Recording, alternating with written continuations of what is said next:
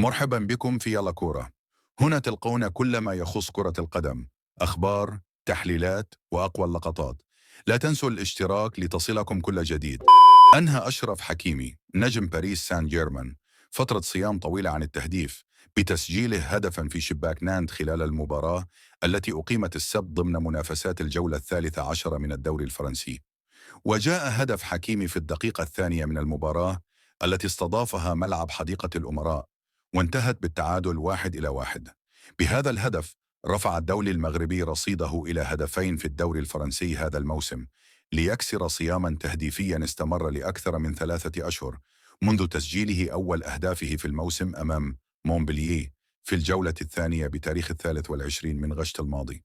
وعلى صعيد آخر أضاف حكيمي إلى سجله التهديفي هذا الموسم هدفا في دوري أبطال أوروبا، حيث سجل خلال مواجهة فريقه أمام أيندهوفن الهولندي التي انتهت بالتعادل 1-1.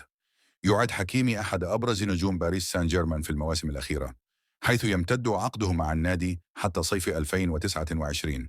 النجم المغربي إسماعيل الصيباري واصل تألقه مع فريق بي اس في ايندهوفن في 2029 الدوري الهولندي، حيث قدم مباراة استثنائية أمام فريق أوتريخت ضمن الجولة الرابعة عشرة. المباراة التي أقيمت على ملعب جالجيمفارد شهدت أداء لافتا للصيباري الذي سجل هدفين وساهم بتمريرة حاسمة ليقود فريقه للفوز بنتيجة 5-2. افتتح الصيباري التسجيل مبكرا في الدقيقة 12 قبل أن يضيف هدفه الثاني في الدقيقة 70، ويقدم تمريرة حاسمة للهدف الرابع في الدقيقة 74. أداؤه الهجومي المميز يؤكد مكانته كعنصر أساسي في تشكيلة أيندهوفن، حيث يتمتع بمهارات فردية عالية وقدرة على صنع الفارق في اللحظات الحاسمة. هذا الأداء يعزز من فرص الصيباري للظهور بشكل دائم مع المنتخب المغربي في البطولات المقبلة، خصوصا مع اقتراب تصفيات كأس إفريقيا. في الوقت نفسه عزز فريقه صدارته للدوري الهولندي ب 95 نقطة من 14 جولة، بفارق مريح عن أوتريخت الذي يحتل المركز الثاني ب 35 نقطة.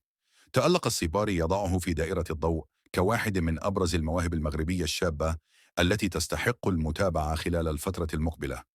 رضا بلحيان اللاعب المغربي الشاب البالغ من العمر 20 عاما والذي يعد من المواهب الواعدة في الدوري الإيطالي، يحظى باهتمام كبير بعد أدائه المميز مع فريقه هيلاس فيرونا.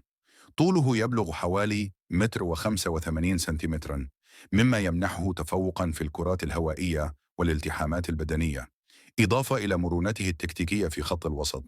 وفقا لموقع ميلان نيوز 24، كان نادي ميلان الإيطالي قد أبدى اهتمامه بالتعاقد مع بلحيان لتعزيز خط وسطه، لكن النادي قرر التريث في هذه الصفقة. ورغم الاتصالات الأولية مع ممثلي اللاعب، لم يتم تقديم أي عرض رسمي حتى الآن. يبدو أن ميلان يدرس خيارات أخرى قبل اتخاذ قراره النهائي بشأن تعزيز تشكيلته خلال فترة الانتقالات المقبلة.